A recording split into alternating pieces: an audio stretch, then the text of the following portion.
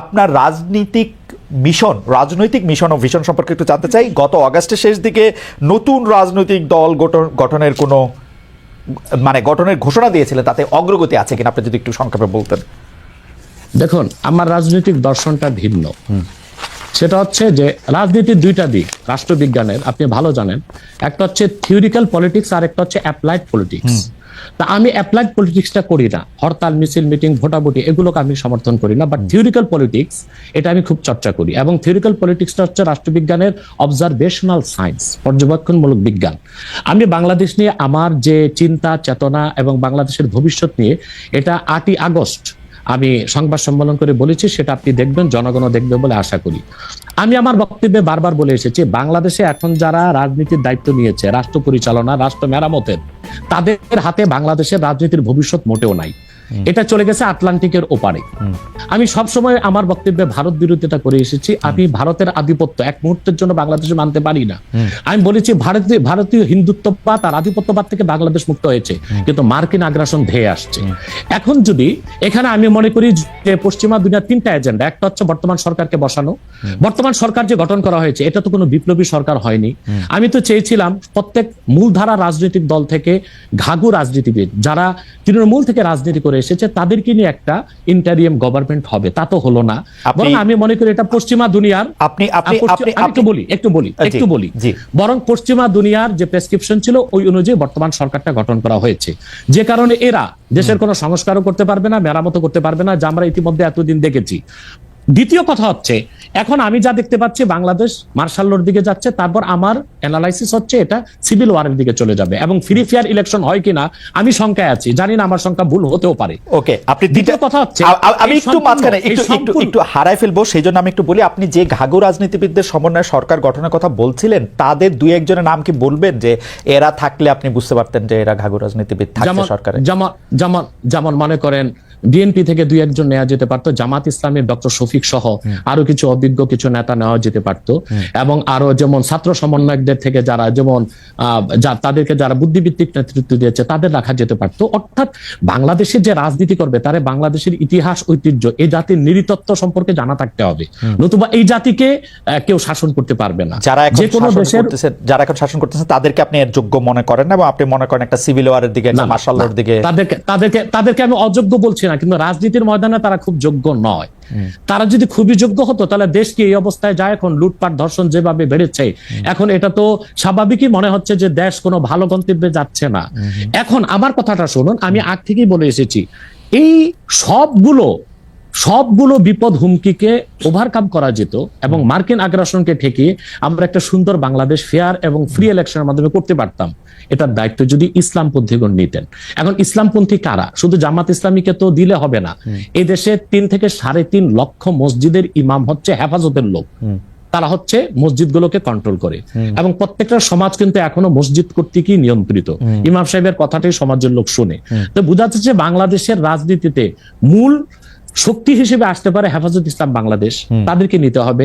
জামাত ইসলামী আছে, খেলাফত আছে, অন্যান্য ইসলামী দলগুলোকে নিয়ে যদি একটা অ্যালায়েন্স করা যেত, তাহলে বাংলাদেশে যে কোনো আগ্রাসনও ঠেকানো যেত, ফ্রি অ্যান্ড ফেয়ার ইলেকশনও করা যেত, এবং অন্তত শতাধিক আসন নিয়ে ইসলামপন্থীগণ সংসদে যেতে পারত। ওকে, ইসলামপন্থীদের কথা যেহেতু আসলো, আপনাকে প্রথমে একটু প্রশ্ন করে রাখতে চাই যে আপনি নতুন রাজনৈতিক দল ঘোষণা অগাস্টে দিয়েছিলেন, আপনার রাজনৈতিক দর্শনের কথাও বললেন, যেটা অনেকের থেকে আলাদা। বর্তমানে যেসব রাজনৈতিক ইসলামী আদর্শে অনুপ্রাণিত রাজনৈতিক দল আছে, জামাত ইসলামী সহ, তাদের কারোর সাথে যুক্ত হওয়া বা তাদের কারোর ব্যাপারে তাদের অন্তর্ভুক্ত হওয়ার কি আপনি ভাবছেন, বা তাদের কাউকে আপনি সহি ইসলামিক আদর্শে অনুপ্রাণিত রাজনৈতিক দল মনে করেন কিনা?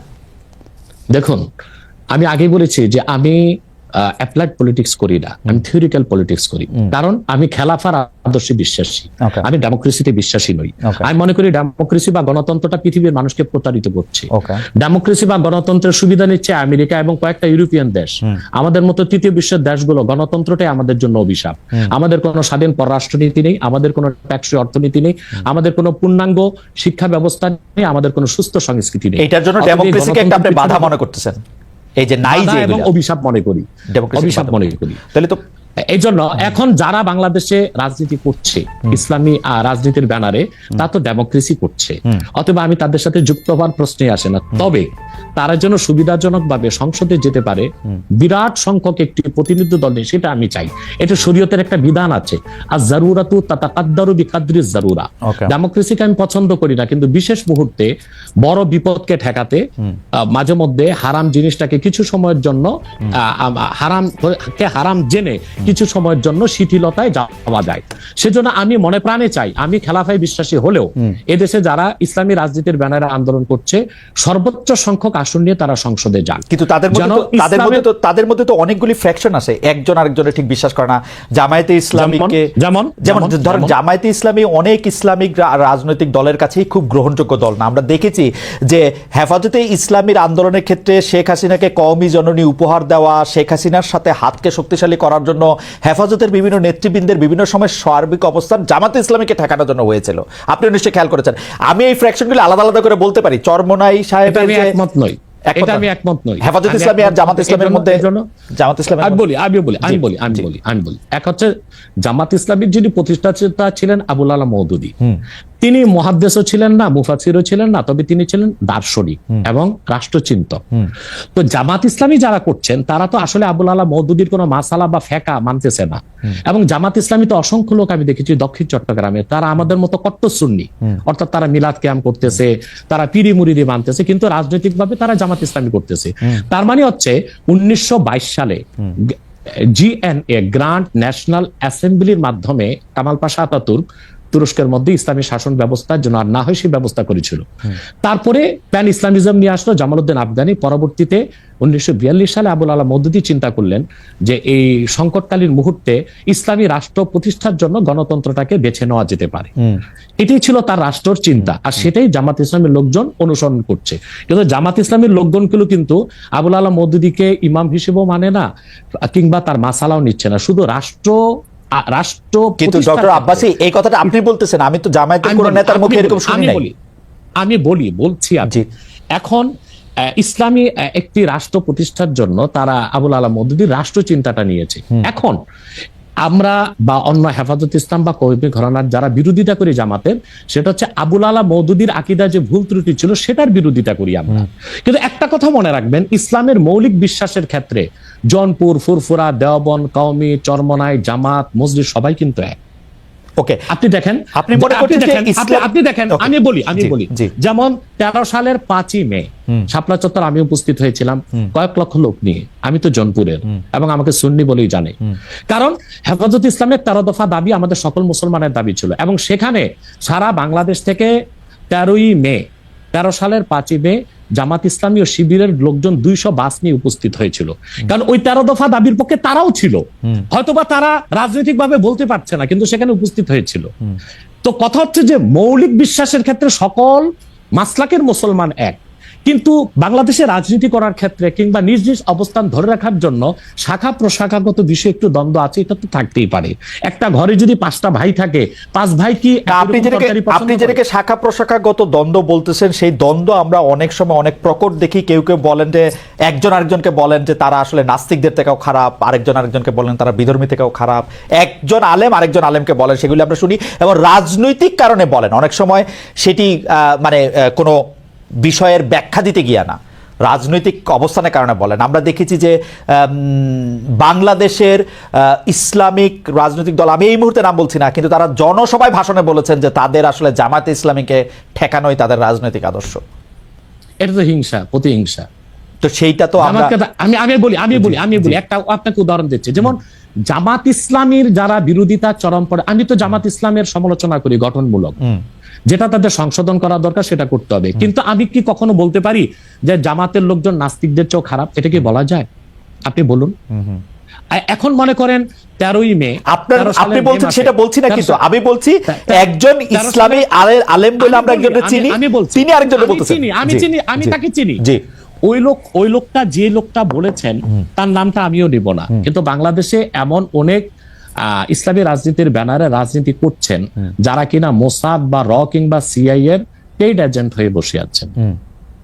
এখন রাজনৈতিক আক্রোশে অনেকে অনেক কথাই বলে, যেমন জামাত ইসলামীর বিরোধিতা করতে যে ফরিদউদ্দিন মাসুদ এবং কিছু আলেম শাহবাগীদের সাথে একাত্মতা ঘোষণা করছে। এটা কেন করছে?